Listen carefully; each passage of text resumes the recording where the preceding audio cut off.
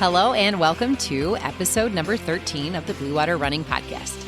I'm your host, Maren, and this podcast features and celebrates the accomplishments of high school and collegiate cross-country and track and field athletes from the Blue Water area of Michigan. In this episode, we will be talking with Sadie Dykstra, a sophomore at Yale High School. Sadie came out of the track and field scene with a statement last year, earning Division II All-State status in the long jump and 100-meter and 300-meter hurdles as just a freshman. She returned her sophomore year undefeated the entire regular season in all 4 events in which she competed, winning 4 BWAC and regional titles.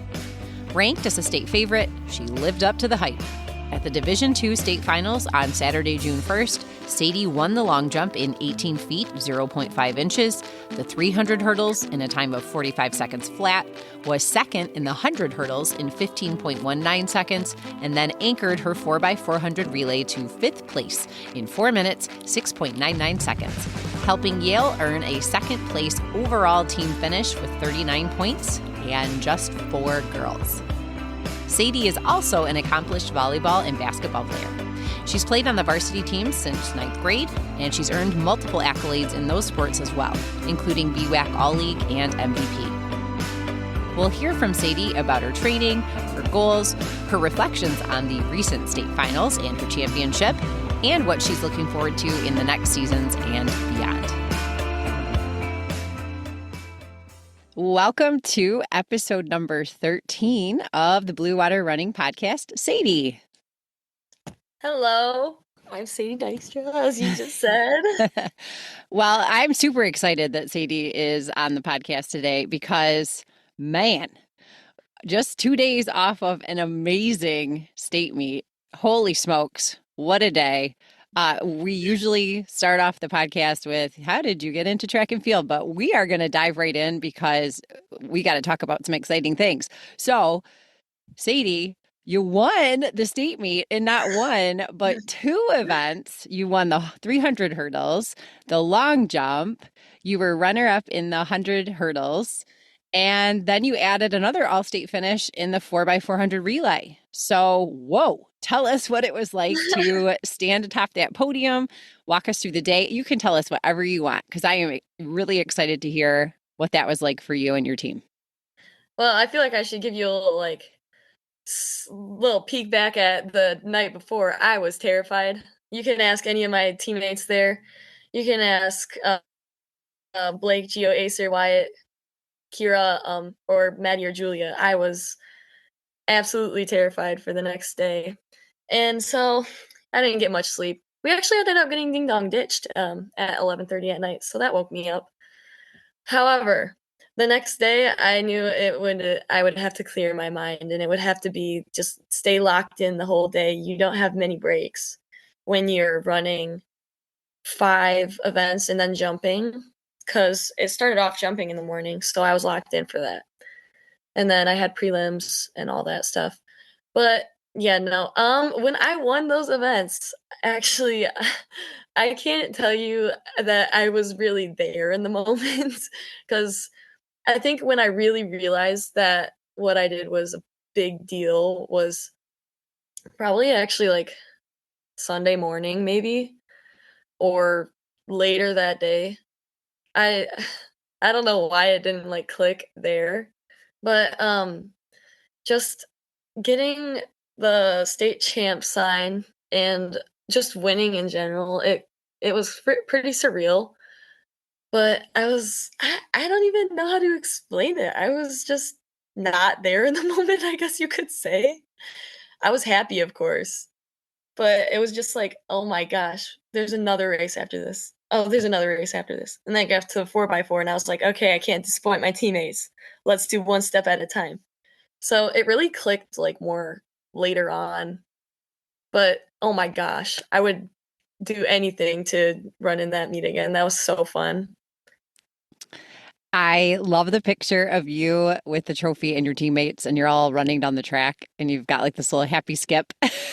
I think that sums up what it feels like to work really hard and achieve a goal that, quite honestly, most track and field athletes never get to achieve, and kind of soak it all in, literally because it was pouring. But when the season began, what were your big goals? I mean, was winning the state meet on your radar? Did you feel like that was a realistic goal for you? So when you started in the early spring, what were you hoping to accomplish? One of my biggest goals by far was breaking our long jump school record. I had my eye on that all last year, and I think I came up in an inch or so shy, and that alone just fueled me for the next season, which was this season, to break that. And I have to admit, it did not start off good at all. Like, it was it started off great, 17-11. It just went downhill. And then I worked with somebody on that, and it got my jump up to 18 2 3/4 as my PR. So that got me the school record. But I guess I always had in my mind I was going to win states for at least one event. I did not expect it to be two. I have to admit, I was very surprised when I was ranked first for 300-meter hurdles, and I checked my seating, and I was like, "Oh my gosh, I have a chance at this." And same with the long jump. I guess I was surprised, but I was also kind of like hoping to be up there. So it kind of evened out a little bit. Um, but yeah, that was just one of my biggest goals. My a huge goal is also the 300-meter record, but that's something for next year now. How many school records do you have currently?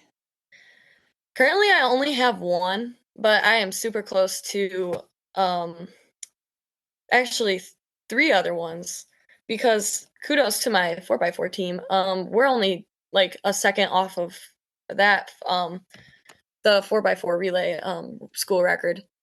But the 300 hurdles I missed by about point 0.5 this year, and that's with my PR of 45 flat. I think it was 44.58 or something. It was super close.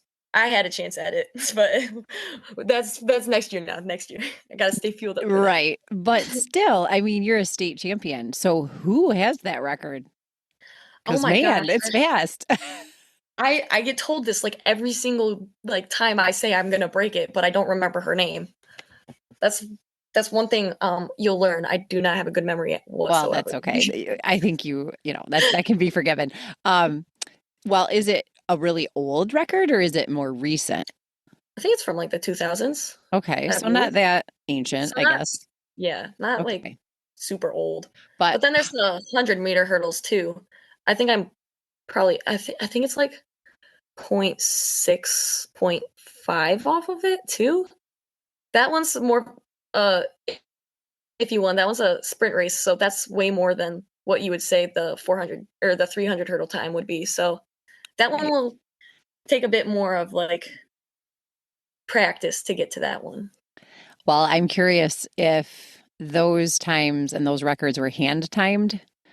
I'm guessing if they're from the early 2000s, they probably were. So sometimes that makes a difference because you can't fudge fat timing. So Yeah. I don't know. I'm just so happy that I've gotten the times that I got this year. They're yeah. Yeah, I guess if I had to pick between a state title and a school record, I'd probably go with the state title.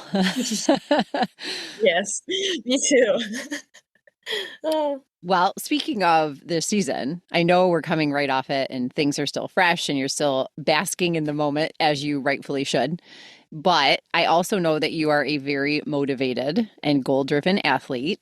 So, do you have anything already in mind besides school records, as you've mentioned, for what you hope to accomplish next year?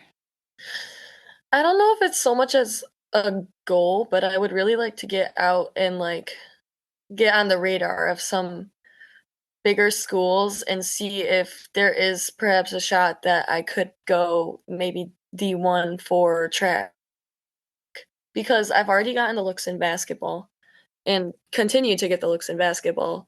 But I guess this is going off another question you're going to ask later on. Hey, it's But okay. Go ahead. but a huge like I have no clue what I'm going to do in college. because basketball and track are so close. I love them so much. I don't Yeah, know. that'll be a tough choice for Yeah. sure. Um, I don't think you have to worry too much about getting looks. I think the looks are being gotten Okay. as a state champ. That kind of comes with the territory. So I wouldn't let that keep you up at night. Yeah. Are you going to compete in any postseason meets like the Mitka Meet of Champions? I'm not gonna be able to go to Mitka since I'll have school related business for leadership type stuff. Okay. However, I am thinking of trying to get to a couple of like AAU type track meets where I can get more exposure there and just possibly even get better times, like PRs. I'm going to be competing against people that take track super seriously and want to be the best as well. So I think competing in some AAU track meets would be a super like fun slash kind of like good activity to do in the summer. Will your school count any performances that you do as a school record if you get them in the summertime? I don't think they would just because it's not like you're not competing as the school, you're competing as yourself. Right. That's how our high school was. So I was just curious. Yeah. However, if Well, I do get a good time there, it should carry over into the next season. So I'd hope that if I were to PR, then I would be able to carry that PR into the season as well. yeah, I was going to say it would probably translate into the next year as well. Yeah. Well, we're going to jump backwards now that we got to talk about the really exciting stuff. And that is, so how did you first get involved in track and field? How did you find the sport? How long have you been doing it? How did you first fall into it? Okay, so this is a fun one. So I first got involved in track and field at a young age, thanks to our coach Brian Burse. Like he hosted at his house what we called the Festival of Fortitude, which was pretty much just the mini Olympics for all our friends and families to try. And we would like win medals and do stuff like long jump and hurdles, like the mini hurdles. We would do sprinting events, swimming events in his pool. And that really like introduced track to me as like a little kid. And it was just so fun. I was like, "Oh my gosh, this is amazing." Like of course I was also there and I was like winning medals and prizes. So I was like, "Oh my gosh, this is the best time of my life. I'm winning stuff." So that kind of like carried on over. And then when I got to 7th and 8th grade, it was kind of a given that I was going to do track. So I don't know. I've always enjoyed it. I love track and field. Oh my gosh, I could talk about it forever. Well, you're on a Zoom call with the right person then, because same. Oh yeah. Well, your normal meet events usually are the hurdles and the long jump, and then you guys run the 4x4. Do you have a particular favorite out of those? Like if somebody said you have to pick one, you would say it's this. Ooh, I don't know. I think I think it would entirely depend on my mood. I I could be leaning towards the 300-meter hurdles or long jump. Individually, I would say one of those two.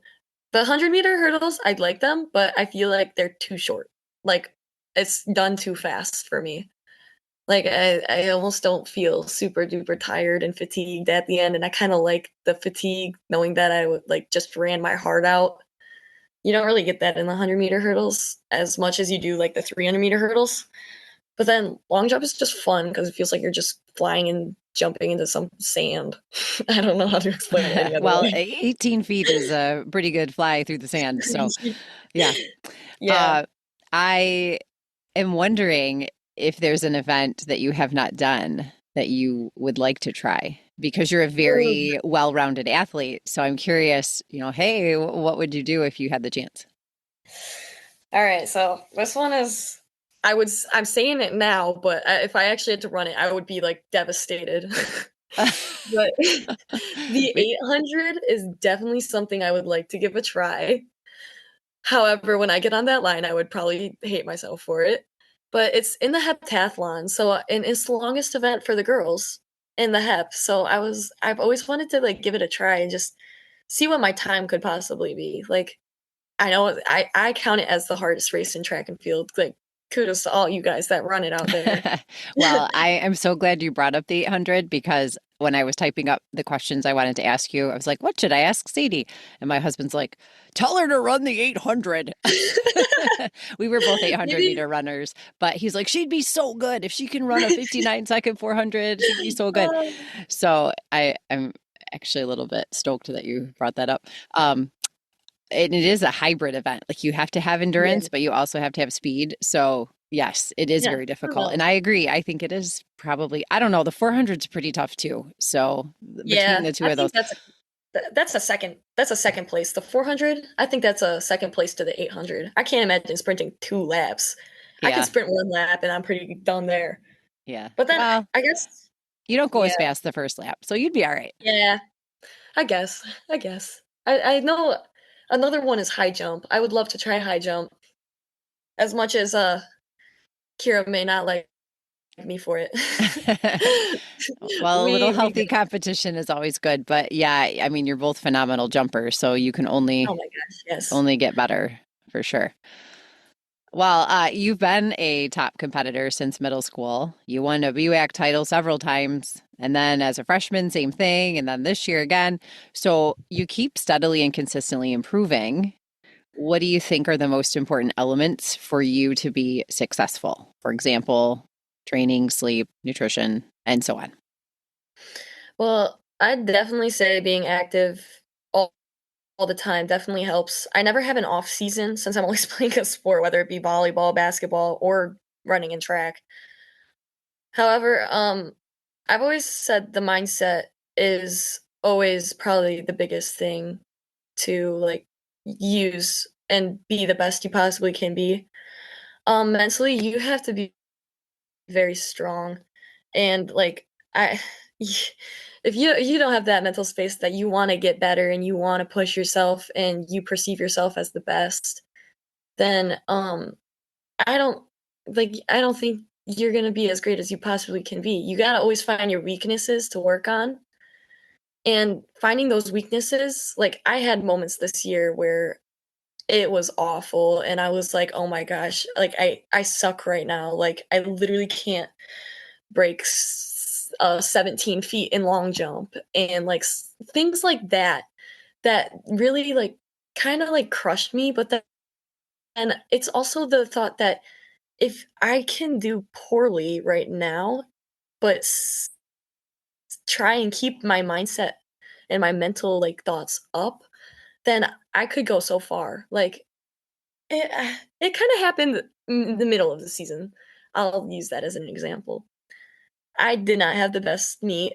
I was very disappointed in myself. However, I didn't let it stop me the rest of the meet. I jumped poorly in the beginning, but I used that the mental mindset of, "Oh my gosh, I just did so bad. My other events need to be perfect or need to be super good to make up for it." And of course, it's never going to be perfect. But I used that and I think I PR'd in all my other events. Like it was crazy.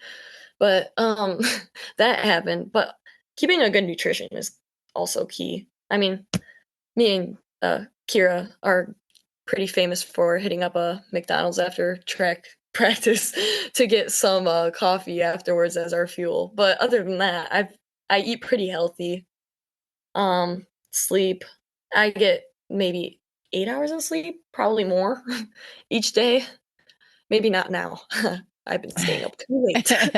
Well, it's okay. I think you're deserving of some, you know, time off, I suppose. Yeah, but always having that drive, I think, is probably the biggest thing that you should have in any sport whatsoever.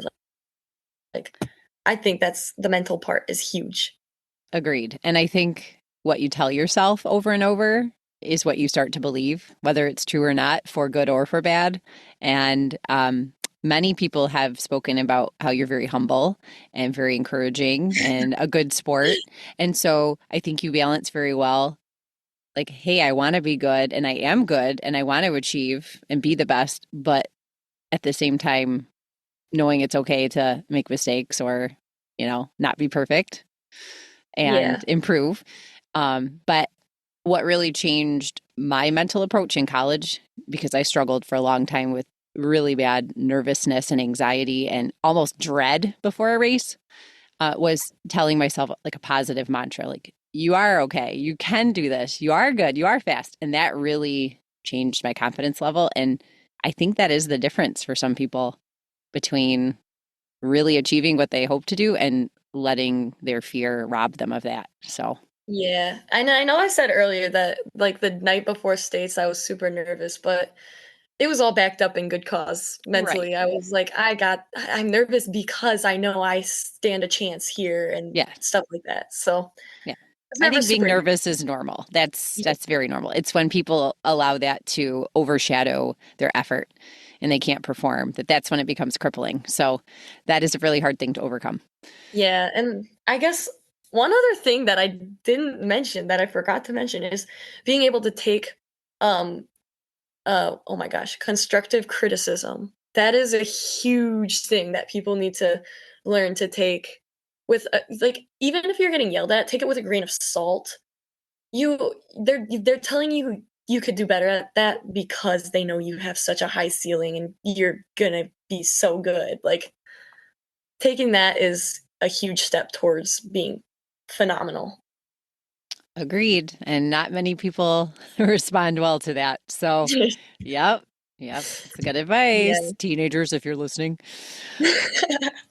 Well, speaking of constructive criticism, you do a lot of different events and they require some very different technical skills. So, how do you train specifically for the long jump versus the hurdles, or, how is one comparable or very different? So, talk to us about similarities, differences, what you might do in your training, how it all kind of works together. Well, approaching like hurdles, I actually got the chance to work with an Olympic trialist this season, and he gave me really good pointers telling me how hurdling should be running and not jumping the hurdle, or as he said, you should never hurdle the hurdle. You should always run the hurdles. And like that clicked for me, but also the fact that he said we should be running the hurdles. I guess you have a run up in long jump and you have a sprint in I guess there's a sprint in both of them. So your run up is your sprint to get to the board to jump in long jump. And you should run your hurdles so that you're sprinting technically. And I think that's a huge similarity. And I guess you could say they also use the same like muscle category. So like I guess I don't really know. I never like differences. I mean, one's a full on race, one's just jumping. One you're jumping in the sand. That's a huge difference. And I guess you're never really going for a jump in hurdles. You're going for a more well-rounded sprint. And you have to hop over some obstacles on your way. Yeah. Yeah, that Subway is good surfing advice. style. I've heard that too. Yeah, people, you can tell the difference between a good hurdler because they just kind of lift their leg, where someone who maybe isn't as effective, they hop up. You Yeah. can definitely see that. So, well, that leads into our next question, which is what would be your advice to somebody who hasn't hurdled or long jumped before, and maybe they want to get into it or they want to try it as a new event? Or maybe they already do it and they want to improve their speed or their skill or their distance. So, is there anything specific that you would recommend that you haven't already mentioned? If I had to teach someone that never has attempted like either of these or were newer or had just a little bit of knowledge on it already, I think I would actually start with running form. Like you should always be stacked, like your head on your shoulders, on your hips. You should always be running upright. You shouldn't be like in a lean. And when you run, your foot shouldn't ever be like casted in front of your body. It should always be like almost I would say flat foot underneath you for a sprint because that's pushing you to project your speed forward and not like kind of stop you and break you. And that's a huge thing in hurdles. Like when your foot is coming down over that hurdle, you don't want it straight. You want it to be almost bent so that you're just running as you keep going. And then definitely for long jump, it's the phases. And in long jump, you have phases like the acceleration phase, your coasting phase, and then your penultimate step at the end, which is where you lower your body and your hips so that you can get more spring. And keeping your chest up when you jump, I sometimes did it. Sometimes I didn't. I did it pretty good at the end of the season. um, that is a huge thing for getting a farther distance, I'd say. Do you do anything specifically in the off season? I know you're a volleyball and a basketball player, but do you do any other off season prep for your field events? I wouldn't say I do a lot of off-season stuff for track. I am solely right now pretty much a basketball. I don't even know what you want to call basketball freak. I do basketball year round. However, this year I do really want to try and explore more track and field stuff. And I don't really have much else other than that. I I do like Vertimax and PE as well as lifting, and I think that helped this year. But that's usually like what I do in general. Like in the off season, I lift. I'm definitely gonna hit the Vertimax more often. That worked. Clearly, yes. Well, I think it's okay to not do anything specific in the off season if you're already playing a sport, because basketball is great conditioning for running. And there's a lot of pro athletes who have said, yeah, indoor track is okay and it's a good thing, but some of them didn't do that when they were in high school. Like Emma Coburn is an Olympic steeplechase runner, and she played basketball. And she said that actually benefited my track season quite a bit more than if I had just kept running. So, hey, it's all right. Hey, that puts me in a good spot. Yes, exactly. Yep. Well, I know you're only a sophomore, but have you given any thought to specifically doing track and field in college? I know you mentioned it, you touched on it at the beginning. Um, or are you more interested in playing basketball? So if somebody came to you and said, hey, we're going to give you a scholarship for this, and you had to choose, would you be able to tell us what you would pick? I don't know. I actually would not know what I would say. I think I would probably cover my face, run away, and hide in a corner real quick or something because I love both sports so much. And honestly, in track, I feel like a lot of pressure is lifted off. I don't know why I always feel pressured in basketball, but it's just more enjoyable to me in track season. But I also like enjoy basketball a lot as well. And that's actually what I would say is my main sport right now. So I would never be able to like single one out like if you ask me like right now, but I'm sure I will be able to like later on. It kind of like I don't know. They just kind of jumble up and I'm like, "Oh, which one? Which one? Yeah. Am I And going to choose one?" I don't think in high school you don't have to make a choice, which is great because I don't think you should have to. But in college, um, I will say it is very difficult to do both. Yeah. Especially if you go D1. So Yeah. they don't often like to share their athletes with each other. So Yeah. that's something to keep in mind. Well, speaking of that, are there any schools that are on your radar? Ones that you would like to attend that you kind of they catch your eye? If I ever went to anywhere for track and field, I would definitely say a bigger program like Michigan or one of like oh my gosh, I can't even think of the name right now. One of the bigger like I would love a Big Ten school. Oh my gosh, that would be crazy cool. That would involve a lot of cutting time, but that's for the future. Um, but a big school that could get me like to the point where it is like pushing my limits to the very hardest, like the best I could possibly be.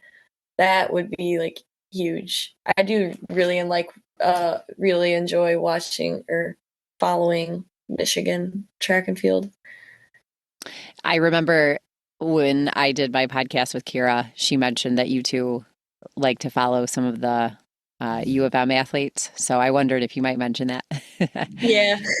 Um, and you also brought up the 800 as part of the heptathlon. So that was also a question I had for you. Have you given thought to that? Because you would be an exceptional heptathlete. I have given thought to that a lot, actually. I think the heptathlon would be actually so fun.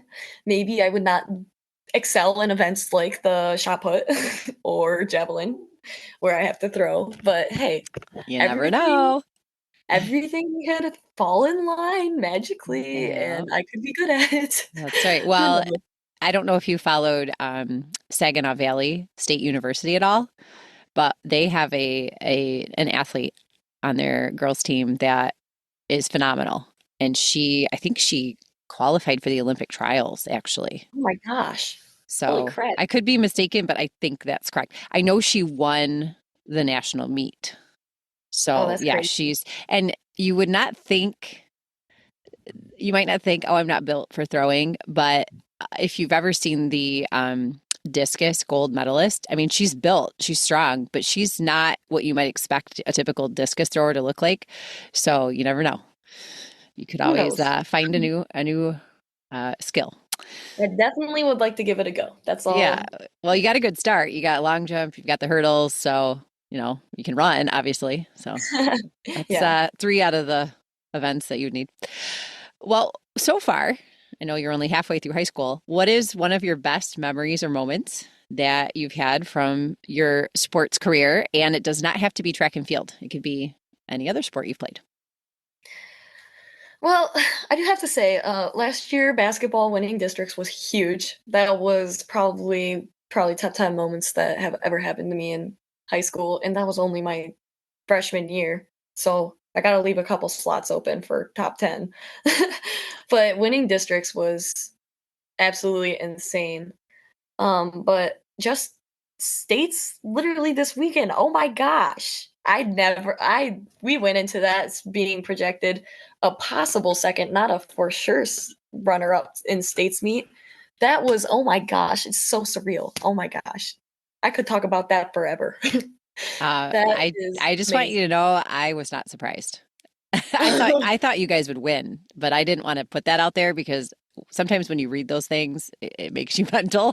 So I was like, oh, I'm not going to say that. I'm just going to put what they're ranked. No, because, like, oh my gosh, I see Divine Child with their whole team of maybe 20 plus girls. And then the guy was like, hey, Coach Garfolo, you can go grab your team, and we will present you your trophy up there. And she goes, sir, this is our whole team. We only have four girls.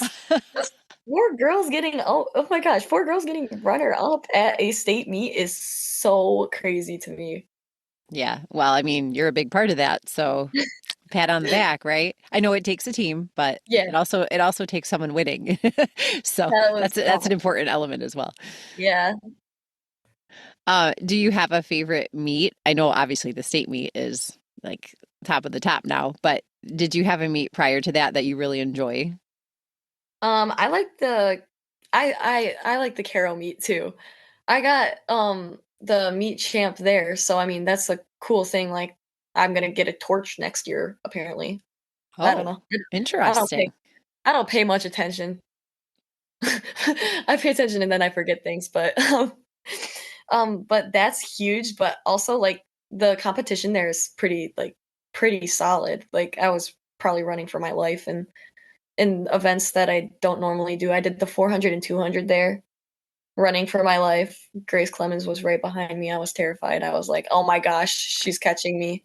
And I was like, "All right, come on. You got to focus and run fast. That's all. There's 100 meters left." But that one is definitely probably close second to the states meet. And also Carol's medals are so sick. If I could like tell states to like up their Oh, medal game, I would totally use Carol for reference. oh my gosh. Okay. It's so exciting to win at the state meet or even be on the podium. but let's be honest, those medals are sad. They really are. They look like they're off of Amazon. My son was I think fourth last year in the mile, and he's like, I worked my whole career and I finally get on the podium and it looks like it's from the Dollar Tree. So That's what I said last year. yeah, and that's not a dig at the MHSAA, like, it is what it is, but Yeah. I think they could maybe up their game in the Yeah, medal dispersion there. maybe just a little bit. Yeah, yeah. Well, the trophy was pretty awesome though. That was Oh huge. my gosh. Yeah, that Yeah. was huge. We were Yeah. actually So, carrying that around this morning for no well, I reason. don't blame you. You have We have every to right give it to put it interviews. on your desk in your class. Oh, we should do that. Oh my gosh, that's a great idea. Oh, nothing to see here, just the state champ, guys. That's all. Well, besides track, which obviously you're very, very accomplished in, what are your hobbies and interests? And what do you like to do in your spare time when you aren't at school or you are not involved in a sport? Yeah, well, yeah, going off of that, when I'm not in a sport, which is pretty rare for me, Right. um, me and Kira spend a ton of time together. Oh my gosh. We're everywhere. You can find us in Port Huron, in Target, at Starbucks, probably eating most of the time. But I like spending time with my friends, a lot. And I guess if I ever found downtime where I don't wanna go do anything, like, social, you could probably find me either painting or drawing. I do really like doing that. And, or I'll just be really boring and be, like, on my phone watching TikToks or Instagram Reels.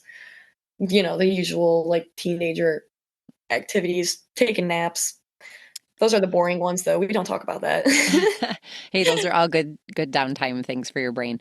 Um, do you have a particular thing or medium that you like to paint in? Do you like to paint something specific and do you like to use a certain material?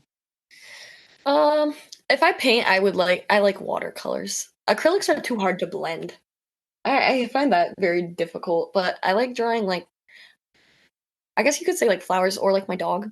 I used to paint my other dog, but he died a long time ago. Oh, It's okay. It's okay. Sad moment, but it's fine. yeah. Well, But I just paint. asked because my husband is an art teacher, so I was just Wow, curious. Yeah. that's cool. Yeah. Oh, I guess if I could say one thing, I am in audiovisual production in school. That is one of the classes that I've taken. I have to say Photoshop is probably, like, my favorite freaking, like, tool. That is so fun. I will never, like, take Photoshop for granted because, I don't know, you follow YHS track Oh, on I was just gonna Instagram, say your graphics are the best. right? Yeah, you guys, There your are, like, account, a lot of I asked her coach, I'm like, who makes these graphics? They're so awesome. And then she was them. talking about how your coach is also your teacher and you guys use Photoshop. And I'm like, well, it's incredible. Yeah, Kira makes a lot of them. Good job, Kira. I make some of them. There were a couple funny ones that we were thinking about posting, but we didn't. I was kind of bummed, not gonna lie. Well, I But liked the ones you guys just did with like your jump and then it says underneath state champ in the sand, yeah, across it those or are across the ones. track. Those were cool. Yeah, those are ones that Coach Burris actually made, so Okay. they were sick. I love them. Yeah. Well, you can give him a shout out too because he does a great job. He really does. He does. Well, do you have any collegiate or professional athletes that you like to follow? Um, well, Michigan track and field page. I love that one. But Sydney McLaughlin is also super insane to me. Just ran what, a 52 400-meter race. Uh-huh. Does she also have the world record for it? She does. I think it's under At 52. I think it's in 50 the or 51s. I think it's like Or is it 51 or 50? I think it might be 50 flat or 50 something something. It might Some be, weird. yeah, it might be under 51 now. I can't But oh remember. my gosh. Let's talk about take my 300 time and then add 5 seconds and she's doing that in 400. Right. That's Yep. insane. But yeah, she's crazy. I like following her to see what she does. And I don't know if you've read her book. I have not. Okay, Maybe I'll do so that next. it's a really good perspective into the anxiety and the fear that control a lot of athletes, and how it robbed her of a lot of her joy of racing and running and like the moment. And she didn't really enjoy being in the moment. And I think that was really eye-opening, and how she learned to overcome that and just focus on, I'm going to do my best. I know I can do this. It was really good. It was really good. I'll have to invest in that book. Yeah. Well, I have it. If you want to borrow it, you could just, read it for free. So, well, one last question to wrap up our conversation. It's been a lot of fun talking to you. I don't really want to wrap it up, but if you could go for a run anywhere in the world, or go to a meet anywhere in the world, or just participate in the sport of track and field anywhere, where would it be and with whom? Ooh, well, if I could run anywhere in the world, I would definitely want to go somewhere like overseas. I don't want to stay in the US. If I can go run overseas somewhere, maybe like, Hawaii. I feel like running on sand sucks, but the views would be totally worth it. Or like somewhere like Paris. Like Paris would be so pretty. And who I'm going to take with me? My running buddy, Kira. I would need to share all my stories with her. We would not shut up. We would just run. Oh. So I appreciate you taking the time out of your day to talk with me. It was a lot of fun, and it's exciting to have a state champion back in the BWAC representing. So congratulations. I can only imagine what is yet to come for you. It's an exciting future and also an amazing past. So feel good about that. No, thank you. Thank you for having me. Absolutely. It was so fun. Yeah, it's been my pleasure. Until next time, I'll leave you with a quote by Edwin Moses, an American former hurdler who won gold medals in the 400-meter hurdles at the 1976 and 1984 Olympics. Between 1977 and 1987, Moses won 107 consecutive finals and set the world record in the event 4 times. In any competitive environment, you have to know your competition, understand who they are, do intelligent analysis on them, and then you have to know yourself, who you are and what you're capable of doing. Lots of people let it go by and never accomplish what they want. I just wanted to see what I could do. Once again, thank you so much for tuning in to today's Blue Water Running Podcast. I can't wait to feature more cross-country and track and field athletes from the Blue Water area, so stay tuned because it just might be you. If you enjoyed today's podcast, please share, subscribe, and leave a review. You can find the Blue Water Running Podcast on Apple Podcasts, Spotify, Amazon Music, and other major media players. You can also ask your Alexa to play the Blue Water Running Podcast. If you have an idea for a great topic or guest that you'd like to hear about, feel free to contact me through the website links or show notes. You can follow Blue Water Running on Instagram, X, TikTok, Facebook, and YouTube. You can also find meet and athlete reports and articles at www.bluewaterrunning.org.